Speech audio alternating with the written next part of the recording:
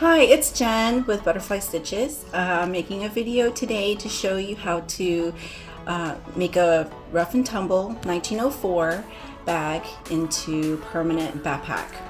This DIY is going to be a no sewing hack. It's just with rivets. So I wanted to thank all of my supporters for making it to 1 year with me. I've really thoroughly enjoyed watching, seeing everyone's combination of the fabric with their leather bags. It's been really fun, and thank you for trusting me with your bags. Pros and cons of making your 1904 into backpack permanent. Here's my 1904. I have this little short strap. I suppose you can customize one with Rough and Tumble if you wanted to, or if you happen to have some extra strapping from other projects, you can make one if you want a little grab handle. But this part was given to me from a friend, and so here I have it in a regular fashion. You can do the crossbody if you extend the length, and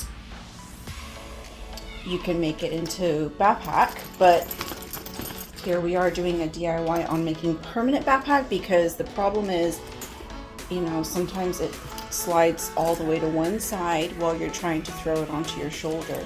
Some people just don't even crossbody this style because they like the way the flap is. It just looks more like a backpack in comparison to a hobo or a boho and the other styles. So we're gonna make this into a backpack today. Now, one thing to look out for is this is a medium size, and I chose medium size for today's project because for me it fits right at the shoulder width. I've noticed that if you try to go for a large or an extra large and you have narrow shoulders, the bag is as wide as it is, and you have to imagine how it's going to fit on your back. And if it's too wide, your straps are going to keep wanting to feel like it's falling off. So I have a large here that I have done, and then I actually reversed it. I made it back into a convertible. I will insert pictures of my husband wearing the bag because it actually fit him just fine, but for me it was a little wide to feel comfortable for a longer period of time wearing it. So today we're going to convert the medium because I'm hoping that it will feel comfortable on me. So once you measure and you commit, you gotta commit to it, because once you start, there's no going back. Or if there is going back, I can advise you on that later. So far, this is the bag that I've made back to a crossbody strap, and it was actually an accident to go backwards, but I found something good about it. It's a pro, basically, because as I have reconnected the straps using sewing machine, not rivets, but as I've connected the straps back, it actually creates a stopper in between, so it doesn't slide all the way to the other side,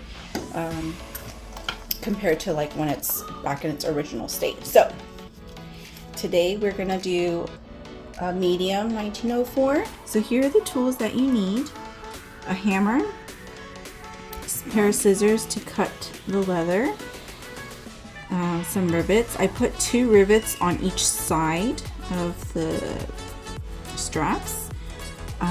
My kit came with these tools, and I can send you a link, and a piece of wood that you don't mind ruining. First, you find the center of the bag, making sure it's even on both sides before you make your cut. Now that your cut is done, you want to make sure that the strap lays correctly. I put the little flap underneath. Measure about 2 inches. And you want to give a little bit of room away from the oval ring. I put my cutter, leather cutter, that punctures a hole, and hammer down. It takes a few tries sometimes, and sometimes you get it clean across.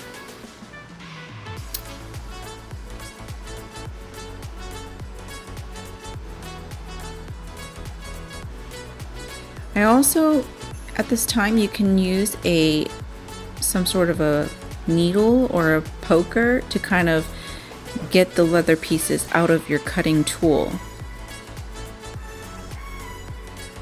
Now we can fit the rivet through. I use one that's about 4 millimeters to 5 millimeters long.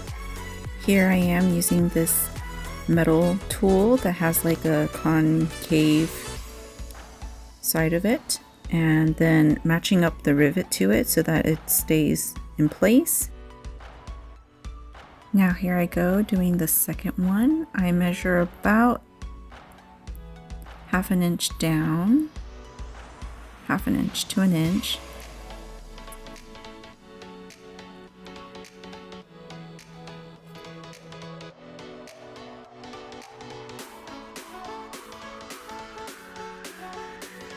There you go. You get to watch me struggle with that for a little bit.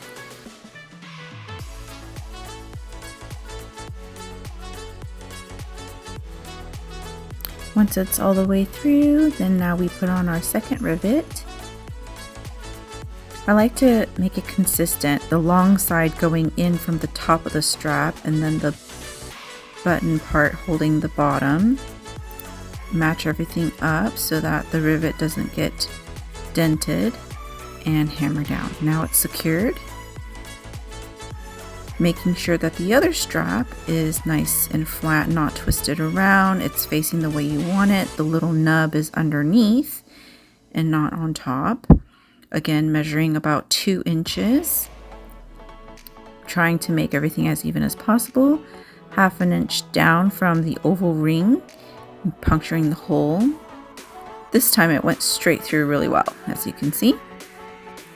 Put the rivet in, long side through the top and then the button on the bottom. Match everything up and hammer down. Here we go with the second hole on the second strap. I use this little needle tool to kind of take out what we've just cut from this puncturing tool. It usually comes in your rivet set. Here we go, we got a nice clean cut again. Put the rivet in through the top, secure the back button, and use the tool to hammer down on top of. And there you go, now they're both secured.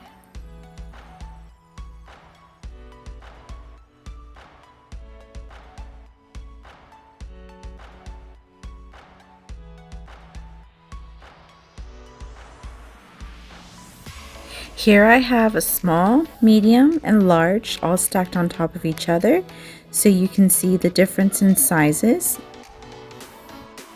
Here you can compare small, medium, and large. And there you have it. I hope you enjoyed this video. Thank you for celebrating 1 year with me, and let me know if you try this DIY.